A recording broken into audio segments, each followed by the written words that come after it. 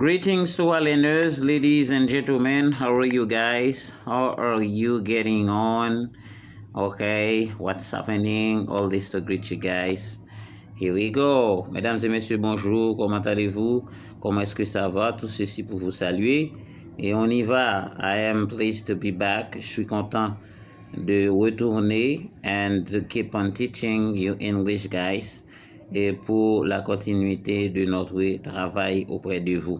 Okay, guys, welcome to One Global English Channel and welcome to Mr. Boom English Class.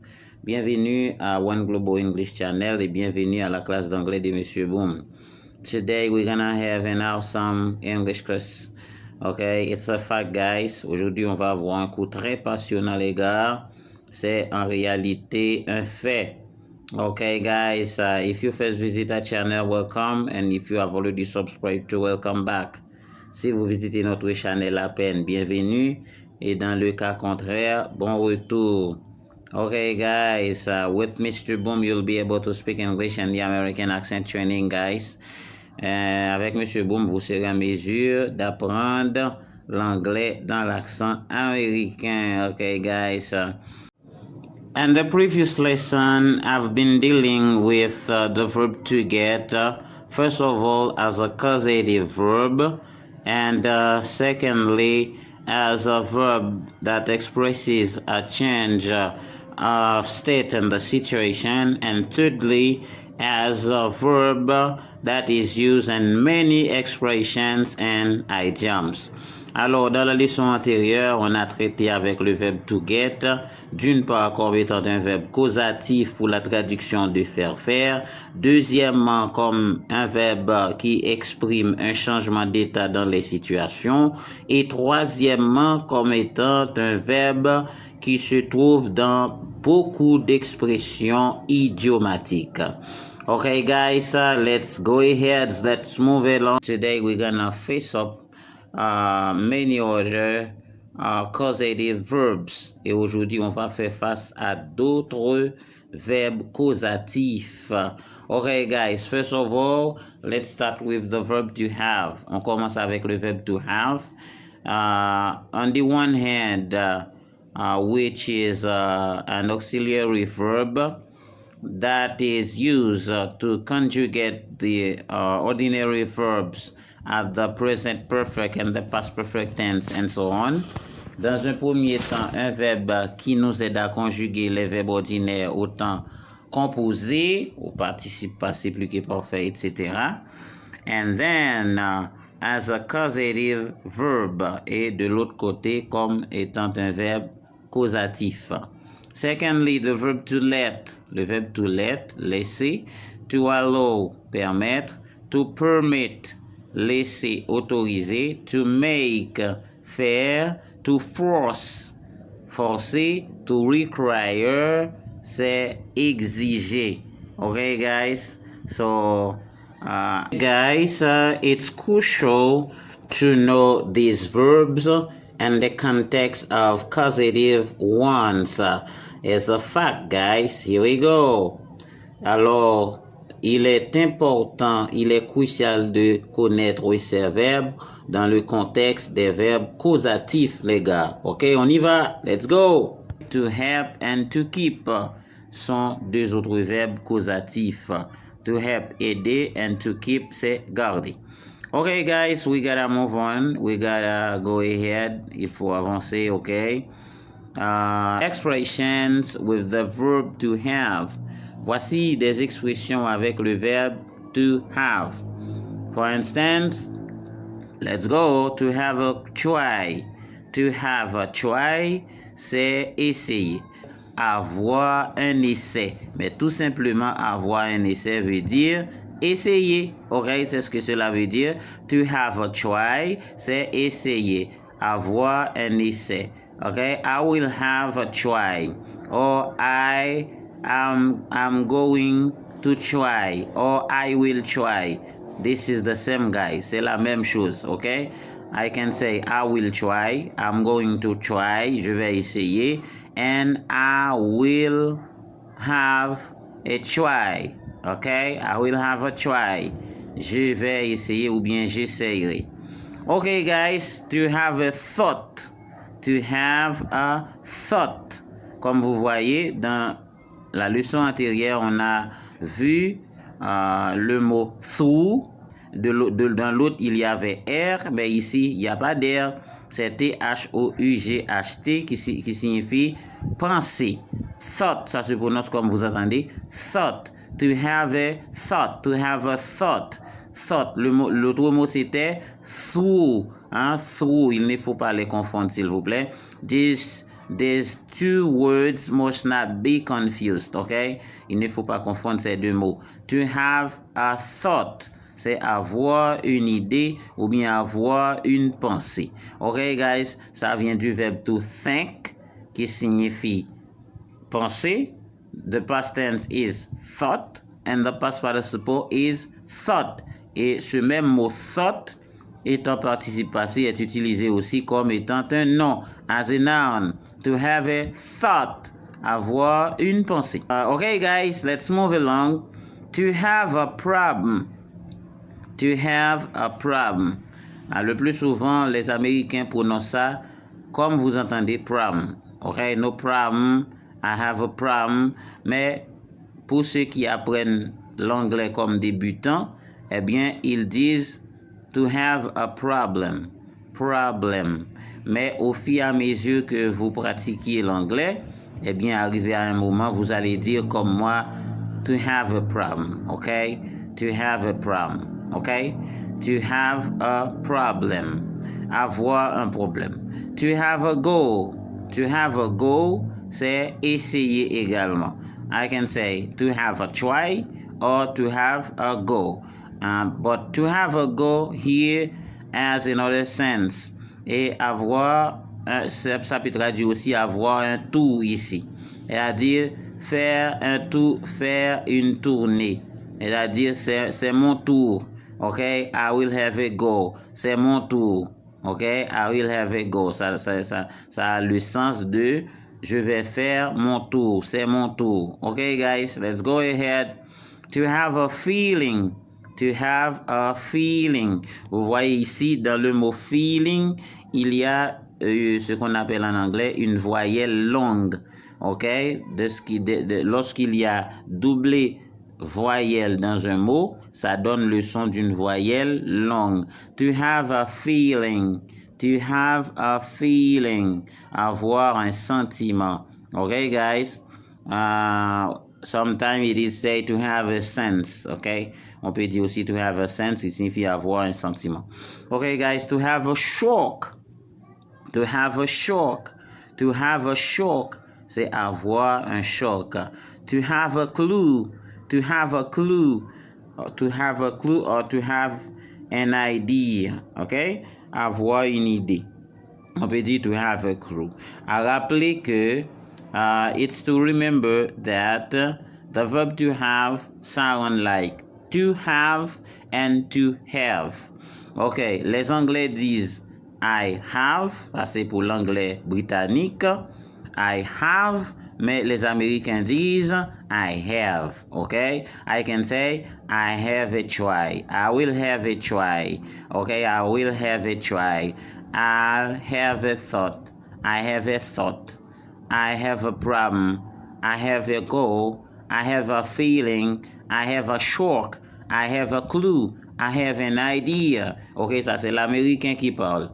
Mais lorsque c'est l'anglais, ok, c'est-à-dire de l'Angleterre, eh bien, il prononce ainsi, I have a try. I have a thought. I have a problem. I have a goal. I have a feeling.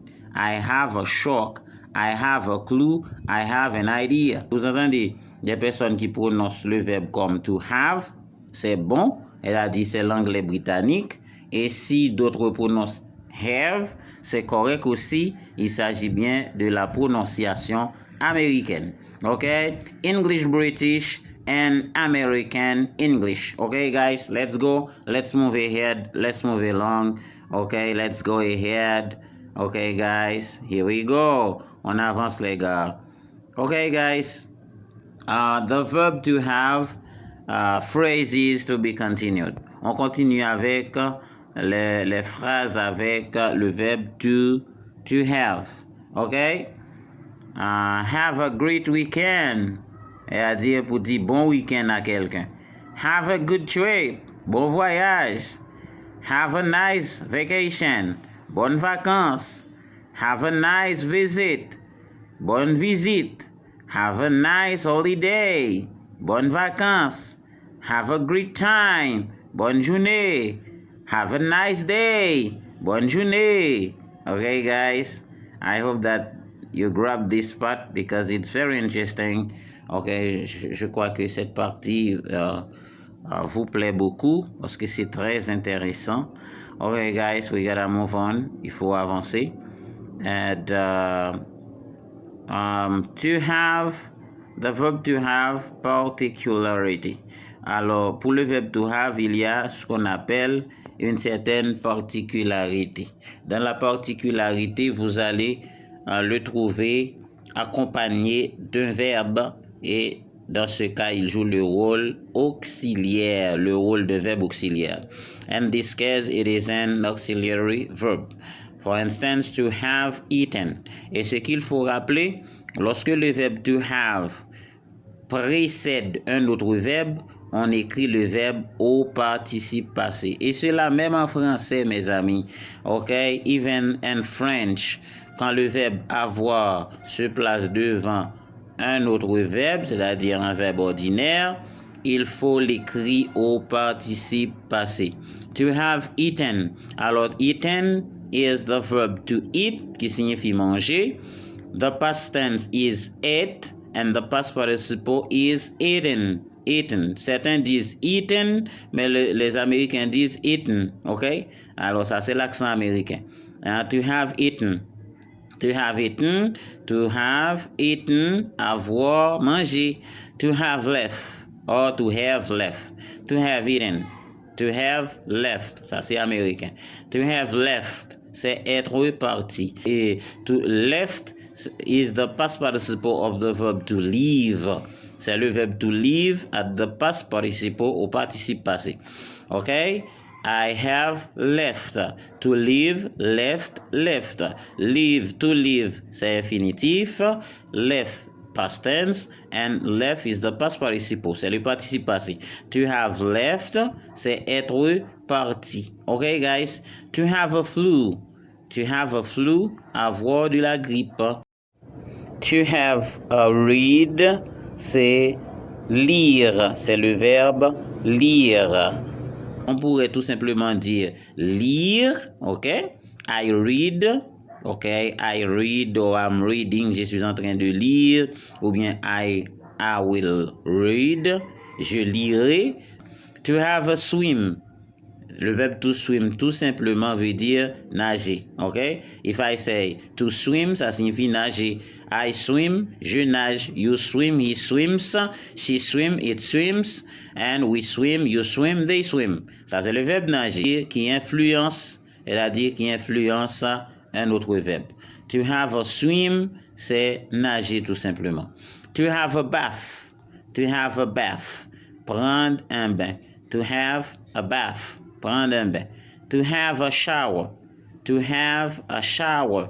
Prendre une douche. Okay, guys? So we gotta move along. This lesson is very important for you guys. Cette leçon est très, très intéressante pour vous, mesdames et messieurs. Come on, here we go. The verb to have phrases. Voilà. He hasn't gone yet. Voyez ici, il n'est pas encore sorti. He hasn't gone yet. Le verbe gone ici, c'est le verbe to go. Has gone. Ça ne va pas traduire avoir, aller, non? Parce que même lorsque c'est le verbe avoir qui se place devant go, ça traduit être. Parce que le verbe aller se conjugue avec l'auxiliaire être. Le verbe sortir se conjugue avec l'auxiliaire être en français. Hasn't gone yet. Il n'est pas encore sorti. I have no money. Je n'ai pas d'argent. I haven't got any money. Je n'ai pas d'argent. Alors, vous voyez comment vous pouvez dire ça?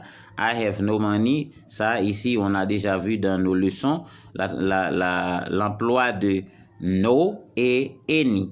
He She has her car washed. She has her car washed. Tout comme je pourrais dire, I get my car washed. Elle a dit, je fais laver ma voiture. She has her car washed. Elle a fait laver sa voiture. Elle a fait laver sa voiture. Alors, corrigez dans la phrase française. Elle a fait laver sa voiture. She has her car washed. We have a haircut. We have a haircut. We have a haircut.